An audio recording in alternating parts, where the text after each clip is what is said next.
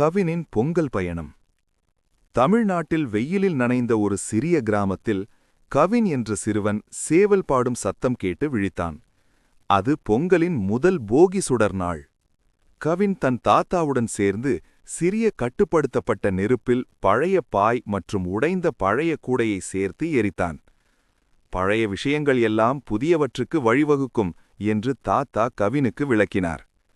கவின் போகி நெருப்பை பார்த்து கொண்டே அவனது அம்மா வெள்ளை பச்சரிசி மாவில் வாசலில் அழகான கோலம் வரைவதை பார்த்து கொண்டிருந்தான். மறுநாள் காலை மிகப் பெரிய நாளான அன்று கவின் தனது அம்மாவுக்கு தைப்பொங்கலுக்கு தயாராக உதவினான். காலை சூரியனின் வெப்பத்தில் பால் மற்றும் புதிய அரிசியால் நிரப்பி தயாராக இருக்கும் ஒரு புதிய களிமண் பானையை சுற்றி புதிய மலர் மாலையை கட்டினார்கள். குடும்பத்தினர் அனைவரும் கூடி பானையை உன்னிப்பாக பார்த்தனர். பாலும் அரிசியும் நுரைத்து குமிழியாக பக்கவாட்டில் கொட்டின. பொங்கலோ பொங்கல், பொங்கலோ பொங்கல் என்று அனைவரும் மகிழ்ச்சியுடன் கத்தினர்.